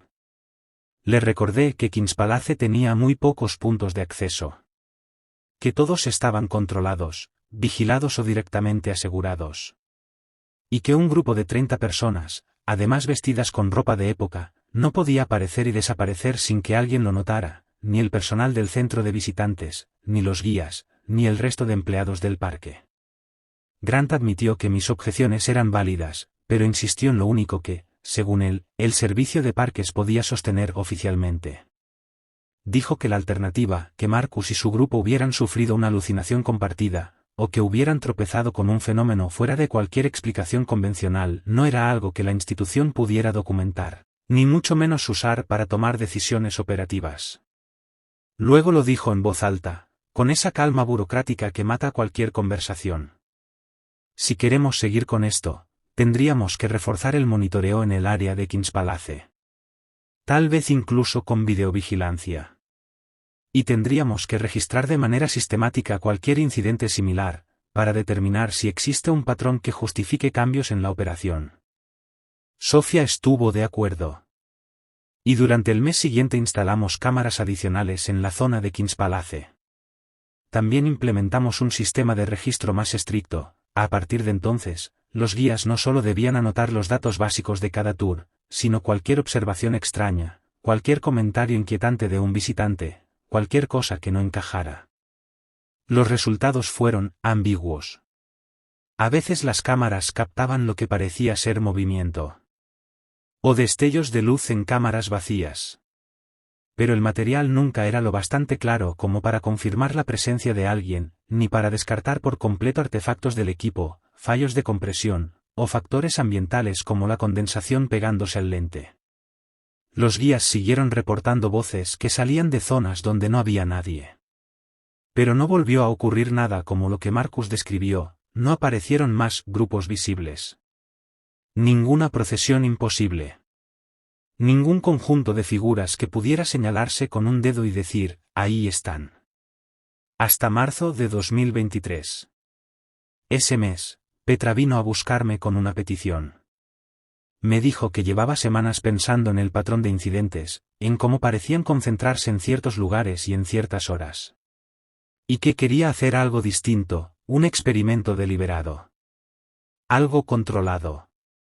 Algo que nos permitiera registrar el fenómeno a propósito, en vez de esperar, como siempre, a que sucediera cuando le diera la gana. Petra quería llevar un tour al área del Vattenlispit en un momento en que supiéramos, con certeza, que no habría ningún otro grupo en esa sección de la cueva. Quería grabar su charla interpretativa. Medir. Observar. Y comprobar si las anomalías acústicas que ya había experimentado aparecerían bajo condiciones controladas. Lo explicó con frialdad, como si hablara de ajustar un equipo de medición, pero en sus ojos había otra cosa. Dijo que, si conseguíamos documentarlo de forma intencional, tal vez podríamos reunir datos. Tal vez podríamos entender qué estaba pasando. Se lo planteé a Sofía. Al principio dudó. Fue cautelosa. Pero al final aceptó, bajo condiciones estrictas. Nada de visitantes. Solo personal del parque. Un grupo reducido. Todos informados del objetivo. Consentimiento explícito de cada participante. Múltiples dispositivos de grabación. Observadores suficientes para que no quedara ninguna duda sobre lo que se registrara, y lo que no. Programamos el experimento para un martes por la mañana, a finales de marzo, cuando la cueva estaría cerrada al público por mantenimiento. Petra lideraría un grupo de 6 empleados, ella, yo, Marcus, otra guía llamada Diana, y 3 trabajadores de mantenimiento que se ofrecieron como voluntarios.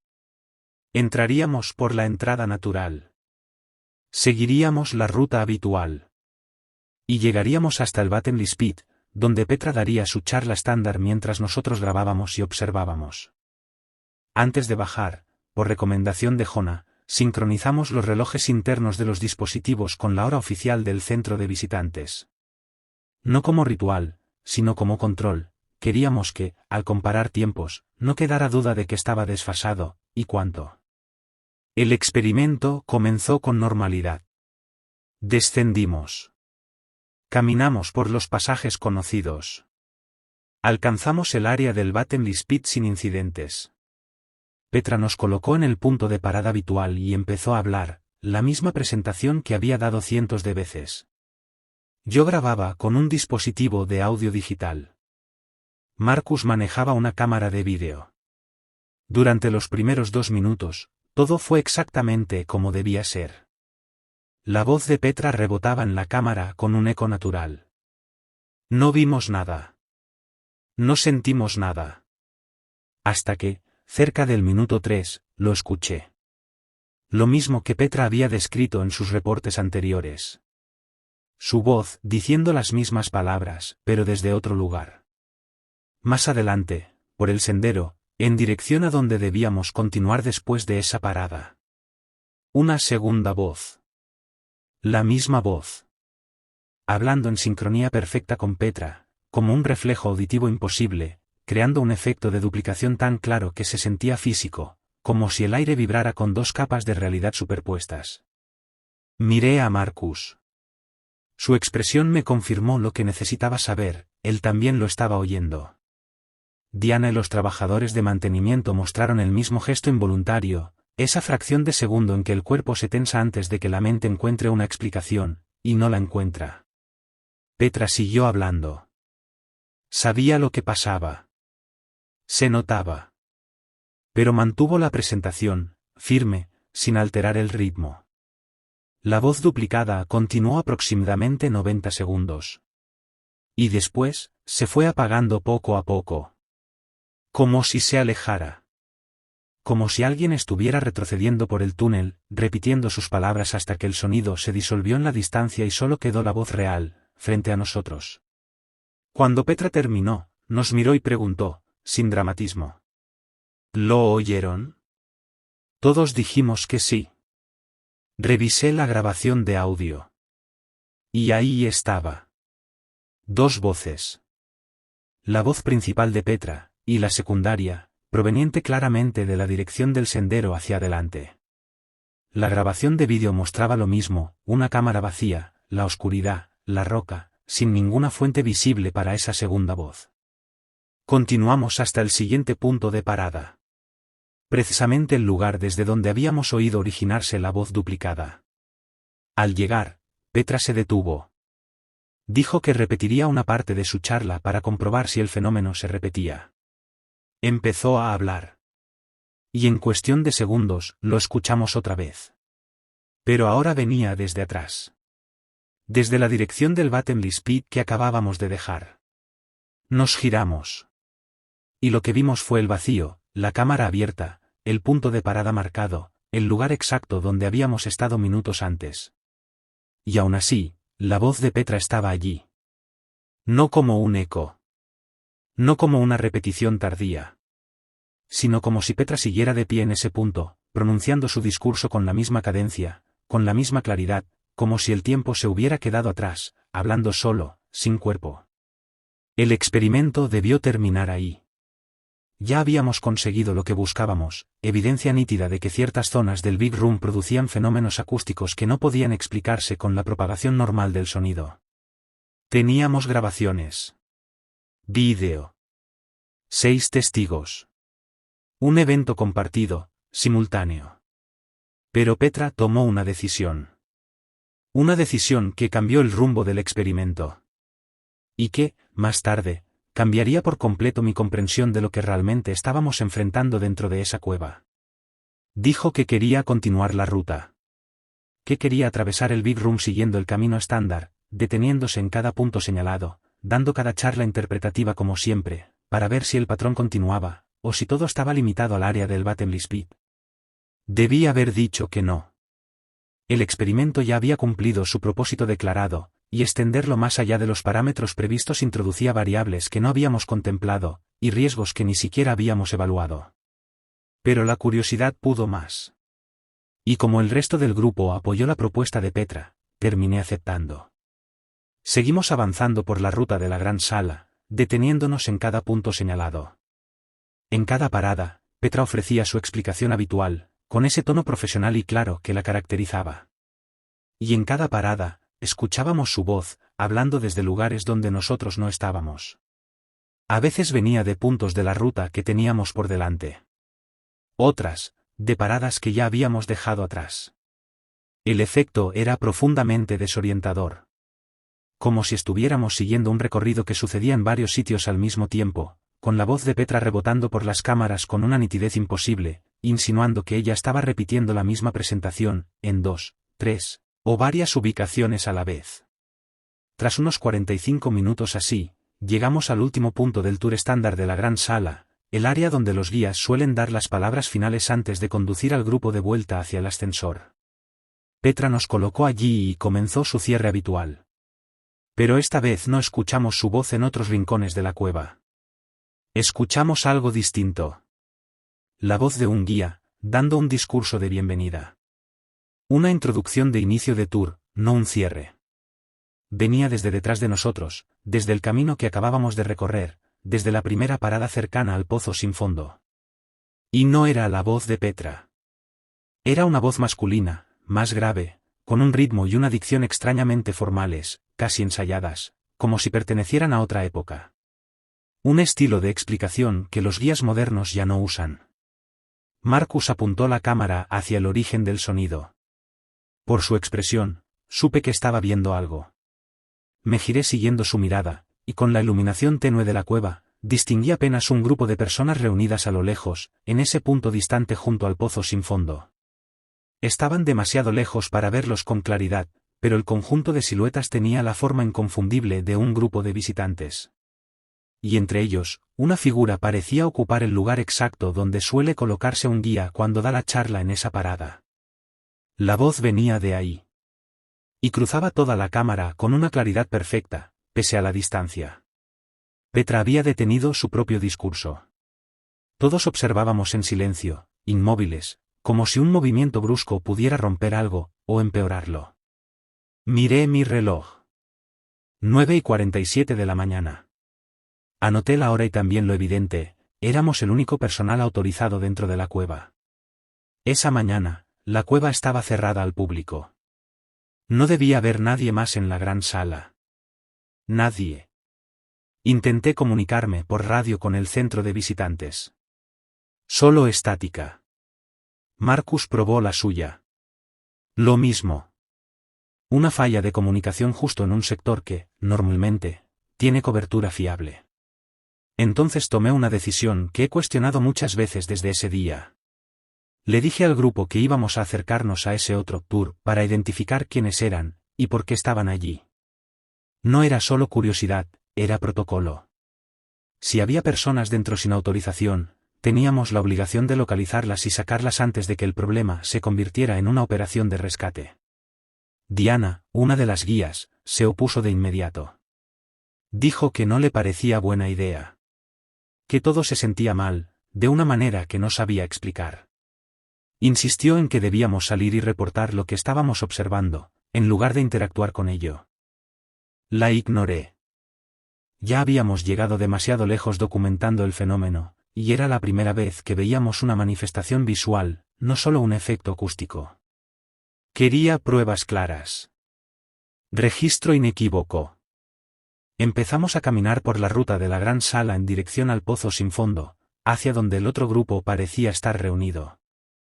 Mientras avanzábamos, la voz del guía continuaba, ofreciendo lo que sonaba como una charla interpretativa estándar, pero con un contenido extraño, anticuado. Referencias a formaciones usando nombres que ya no se emplean, como si estuviera leyendo material que dejó de existir hace décadas. Las siluetas seguían allí.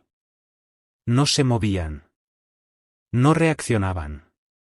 Cuando habíamos cubierto aproximadamente la mitad de la distancia, noté que algo no encajaba. Llevábamos varios minutos caminando a paso constante.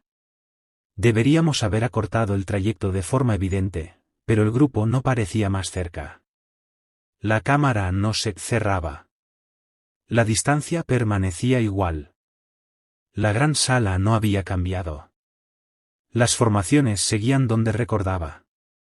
Podía reconocer los mismos rasgos que habíamos visto al pasar antes. Y aún así, la separación entre nosotros y ellos no disminuía como debía. Miré mi reloj otra vez. Solo habían pasado 2 minutos desde que comenzamos a caminar. Eso era imposible. No coincidía con mi percepción del tiempo, ni remotamente. Ordené que nos detuviéramos. Marcus revisó la marca de tiempo en su cámara y confirmó el dato. Según el reloj interno del dispositivo, llevábamos caminando exactamente 2 minutos y 11 segundos. Pero su voz salió tensa, incrédula. Dijo que sentía que habían sido 5 o 6 minutos. Petra asintió. A ella le pasaba lo mismo. Su percepción del tiempo no coincidía con lo que mostraban los instrumentos. Levanté la vista hacia el grupo lejano. Seguía a la misma distancia. Entonces lo comprendí, con una frialdad súbita en el estómago, no íbamos a llegar caminando. Algo en el espacio entre nosotros y ese grupo no obedecía a la geometría normal. Era como si el trayecto se estirara, como si la cueva estuviera colocando una distancia infinita en medio, sin alterar el tamaño de la cámara. Ordené dar la vuelta. Regresar al último punto de parada. Nos giramos y caminamos de vuelta. Esta vez, la distancia se comportó con normalidad. Avanzamos al ritmo esperado y alcanzamos el punto en 2 o 3 minutos y, subjetivamente, ese tiempo se sintió correcto. Nos detuvimos. Nos volvimos para mirar hacia el pozo sin fondo. El otro grupo ya no estaba. La zona se veía vacía. Solo quedaba la cueva, inmensa, callada. La voz del guía continuó unos segundos más, como un eco que se resistía a morir, y luego se apagó hasta convertirse en silencio. Aborté el experimento. Ordené salir. Fuimos directamente al ascensor sin realizar más paradas. Y durante esa caminata noté algo que registré en cuanto regresamos a la superficie. El trayecto desde el último punto hasta el ascensor debería haber tomado unos 15 minutos a nuestro paso. Mi reloj y las marcas de tiempo de nuestras grabadoras confirmaron que tomó 15 minutos. Pero, por dentro, no se sintió así. Se sintió más corto. 8, quizá 10 minutos. Como si el tiempo se estuviera comprimiendo, justo al revés de lo que había ocurrido cuando intentamos acercarnos a ese grupo imposible. Salimos de la cueva a las 10:23 de la mañana. Según el reloj del centro de visitantes, habíamos entrado a las 8:55 de la mañana. Tiempo total transcurrido, 1 hora y 28 minutos. Pero cuando revisé los registros de nuestros dispositivos y calculé la duración de cada segmento del recorrido basándome en esas marcas, el total fue distinto. 1 hora y 42 minutos. 14 minutos de diferencia. 14 minutos de discrepancia entre el tiempo objetivo medido por nuestros aparatos sincronizados entre sí antes de entrar y el tiempo objetivo del centro de visitantes, anclado a la hora oficial del parque. O todos nuestros dispositivos fallaron de manera idéntica y simultánea. O, durante ese experimento, el tiempo dentro de la cueva funcionó de una forma distinta al tiempo fuera de ella. Recogí todos los dispositivos de grabación, los aseguré en la estación de guardabosques y convoqué, sin perder un minuto, una reunión con todos los que habían participado en el experimento.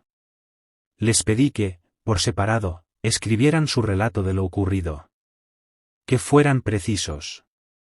Que se concentraran, sobre todo, en cualquier instante en el que su percepción no encajara con lo que estaban viendo, o en el que se hubieran sentido desorientados, inseguros de su ubicación, o confundidos respecto al paso del tiempo.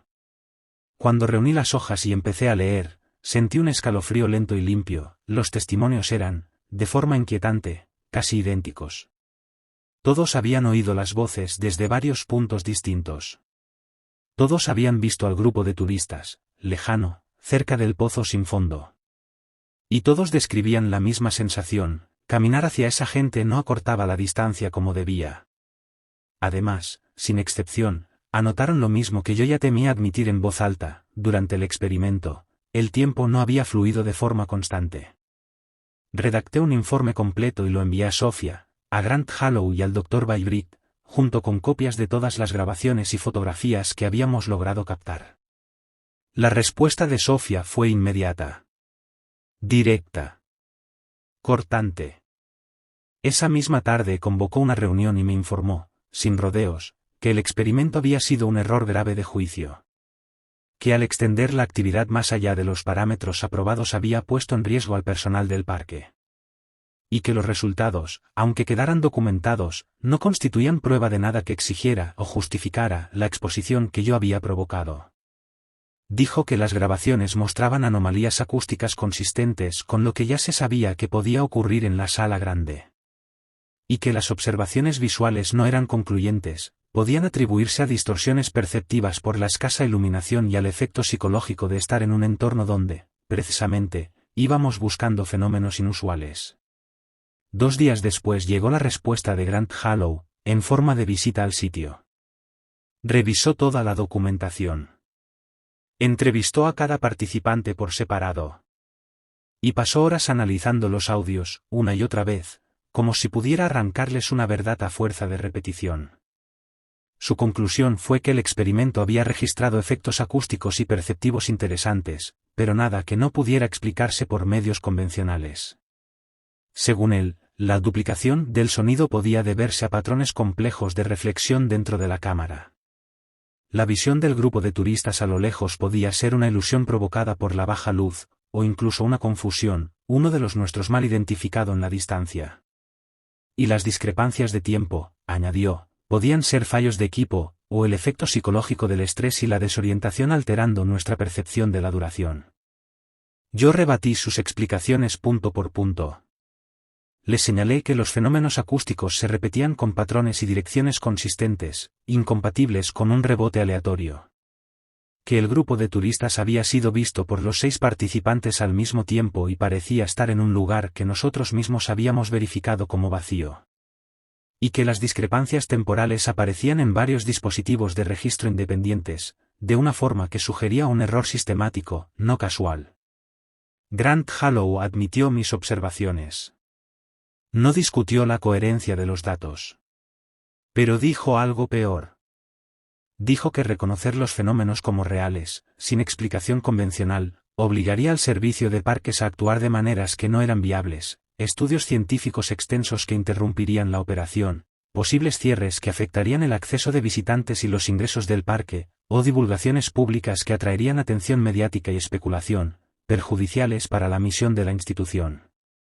Su recomendación a la oficina regional, aseguró, sería clara: suspender experimentos e investigaciones sobre fenómenos de la cueva, mantener los protocolos operativos actuales, los que ya habían demostrado funcionar para la seguridad del visitante, y asegurarse de que el personal entendiera lo siguiente. Documentar observaciones anómalas era aceptable.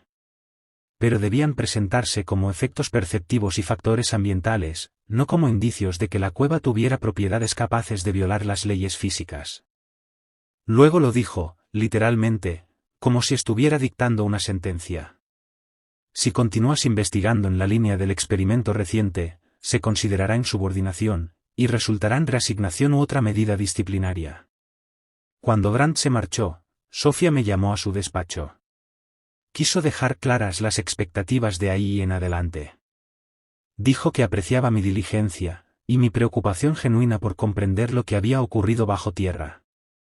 Pero que necesitaba aceptar una realidad incómoda: existían límites sobre lo que podía investigarse o explicarse. Y que esos límites no nacían de negarse a reconocer la realidad, sino de restricciones prácticas, de cómo funcionaba el servicio de parques. Me explicó que cavernas como Carlsbad tenían características que los seres humanos no comprendían del todo, y quizá nunca comprenderían por completo. Que la respuesta adecuada no era intentar eliminar esas restricciones ni arrancarles una explicación a la fuerza, sino desarrollar prácticas operativas que permitieran trabajar dentro de ellas. Entonces mencionó, por fin, lo que yo llevaba tiempo preguntando: las secciones cerradas. Las áreas marcadas como permanentemente inaccesibles.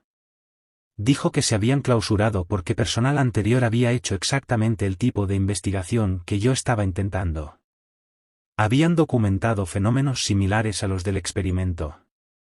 Y habían llegado a una conclusión que nadie quería poner por escrito. Que ciertas zonas de la cueva provocaban efectos en las personas, imposibles de mitigar con medidas normales de seguridad. Esas áreas seguían cerradas, remarcó, no porque el parque estuviera ocultando algo, sino porque abrirlas implicaría aceptar, de manera oficial, que hay lugares que no pueden hacerse seguros para el acceso humano por ningún medio disponible.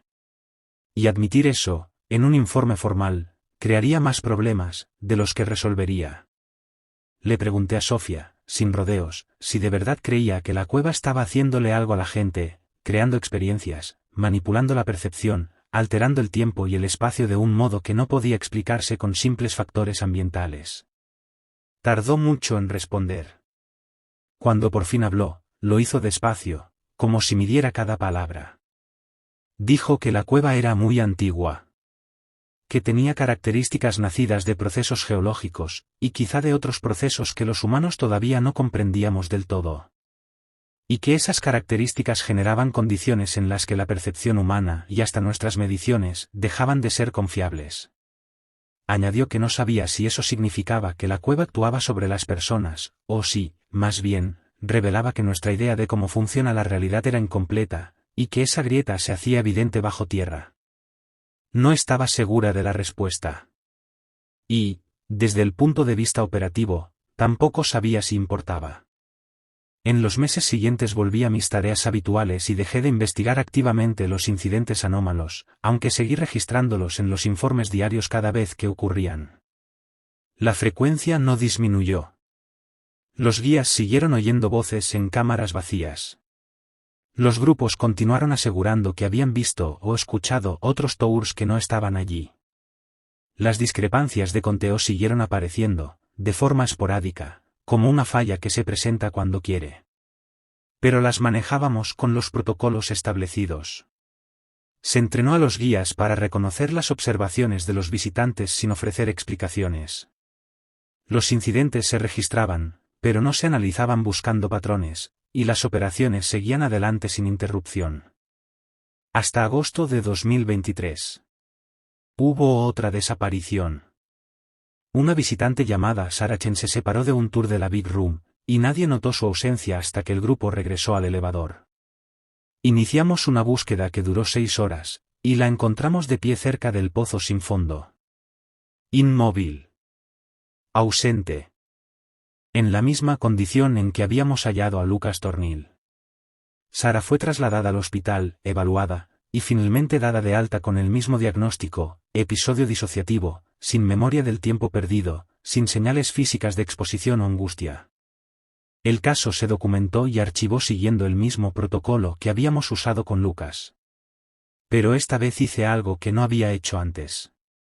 3 semanas después de su alta, cuando ya estaba de regreso en casa y había empezado tratamiento ambulatorio, fui a verla. Me identifiqué como el ranger que la encontró y le pregunté si estaría dispuesta a hablar sobre lo que recordaba, dejando claro que todo sería extraoficial, y que nada de lo que dijera entraría en documentación oficial. Sarah aceptó. Dijo que no tenía recuerdos concretos del tiempo entre separarse del grupo y despertar en el hospital, pero que desde el incidente estaba teniendo sueños. No sueños normales. Algo más parecido a recuerdos que no podía ubicar en ninguna experiencia real. En esos sueños o memorias estaba en la cueva, caminando con un grupo de tour, escuchando a un guía dar la charla interpretativa, pero la voz del guía cambiaba constantemente, a veces masculina, a veces femenina, a veces con terminología moderna, y a veces con frases que sonaban antiguas, fuera de época. El tour parecía durar muchísimo. Volvían una y otra vez a los mismos puntos de parada, y el guía repetía las mismas explicaciones, una y otra vez, como un bucle sin errores, sin cansancio, sin final. Sarah dijo que intentaba apartarse del grupo para encontrar el elevador, pero cada vez que creía estar acercándose a la salida, terminaba de vuelta junto al pozo sin fondo, escuchando otra charla más. Lo peor, aseguró, no era la repetición. Era la sensación de que el tiempo no avanzaba. Que cada ciclo tenía la misma duración, pero que esa duración estaba mal. Como si fuera muchísimo más larga o muchísimo más corta de lo que debía ser. No podía precisar cuál de las dos. Solo sabía que estaba equivocada. Le pregunté si veía a otras personas en esos sueños o recuerdos. Dijo que sí. Muchísimas. Pero todas parecían lejanas de un modo extraño, presentes, pero no del todo visibles, como siluetas detrás de un vidrio empañado. Intentaba hablarles, pero no lograba que su voz saliera. No conseguía que la oyeran. La única voz que escuchaba con claridad era la del guía, atrapada en ese ciclo de discurso repetido. Y, de vez en cuando, la suya propia, lanzando preguntas que jamás recibían respuesta. Le di las gracias por compartirlo. Le dije que yo estaba documentando lo que ocurría en la cueva por vías que no formaban parte del registro oficial, y que su relato era importante para entender el patrón. Sarah me miró y preguntó, con una calma que daba miedo. ¿Sabe qué me pasó realmente durante esas horas? Le dije la verdad, no lo sabía. Pero también le dije lo que pensaba. Que la cueva, de alguna manera, la había mantenido dentro de una experiencia de tour, solo que ocurriendo de un modo distinto a cualquier tour normal. Que había sido liberada cuando la encontramos. Y que aquello dejó rastros en su memoria, como una cicatriz que no se ve pero arde cuando cambia el clima. Luego me preguntó si creía que era la primera persona a la que le pasaba algo así. Le dije. No. No creo que seas la primera. Estoy escribiendo este relato en septiembre de 2023. 6 años después de empezar en Carlsbad Caverns y 15 meses después de iniciar el registro sistemático de los incidentes anómalos que se repiten en ciertas secciones de la cueva. Este documento no será archivado por el parque ni enviado a ninguna agencia oficial. Existe como documentación personal. como testimonio de lo que he visto, y de lo que he concluido. Los registros oficiales dirán que trabajé en Carlsbad Caverns de 2019 a 2023. Que realicé tareas rutinarias de seguridad y atención al visitante. Que respondí a incidentes siguiendo protocolos establecidos. Que mantuve estándares aceptables de desempeño durante toda mi gestión. Lo que no dirán los registros oficiales es lo que aprendí sobre la Big Room, Elkins Palace y otras secciones de Carlsbad Cavern que no funcionan como esperamos que funcionen los espacios físicos. No dirán que ciertas zonas parecen retener experiencias, charlas interpretativas, grupos avanzando por cámaras, como si la cueva guardara esas escenas y las hiciera repetirse, o solaparse con el presente.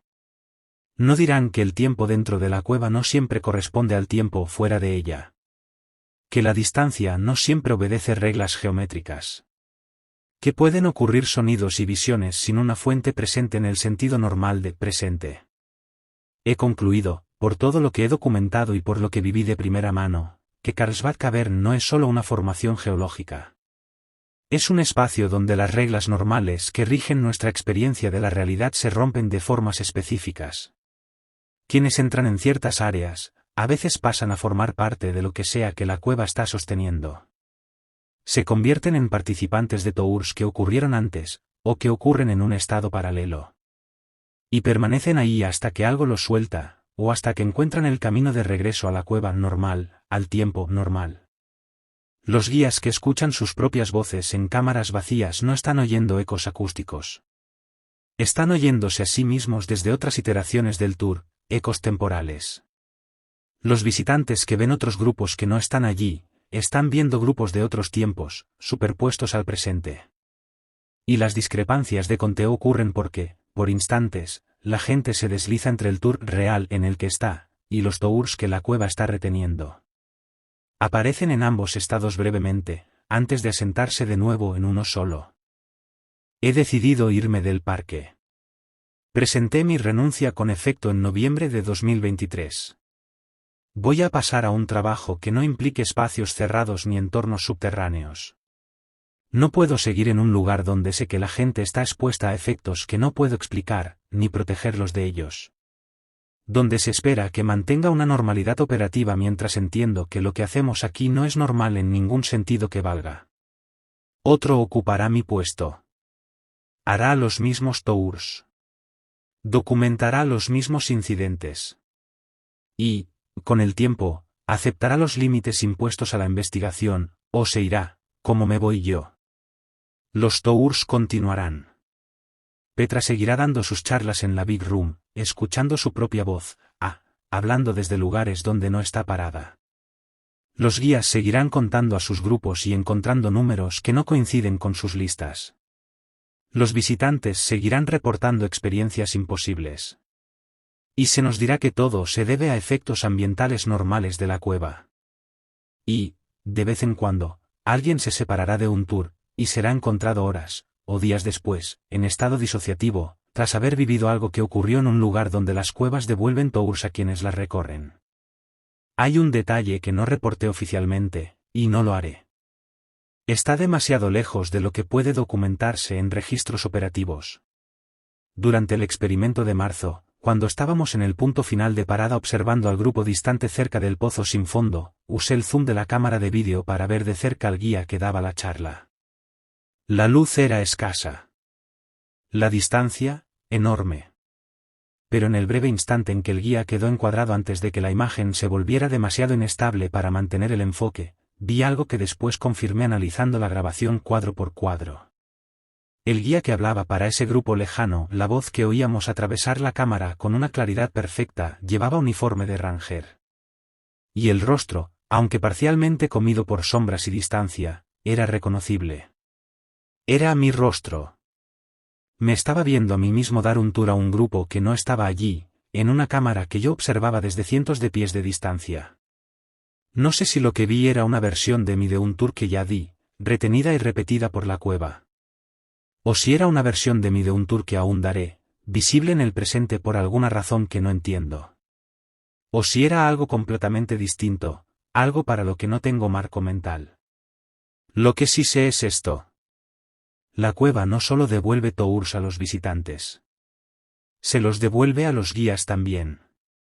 Y todos caminamos rutas que ya se caminaron, y que se caminarán otra vez, dentro de un espacio que retiene esas rutas de un modo en que el antes, el después y el durante ocurren al mismo tiempo. Los tours continúan. La cueva continúa. Y en algún lugar de la Big Room, cerca del pozo sin fondo, una versión de mí sigue de pie en ese punto de parada, dando una charla interpretativa a un grupo de visitantes que puede que esté allí, o puede que no. En un momento que sigue ocurriendo, ocurra lo que ocurra, esté yo presente o no para vivirlo.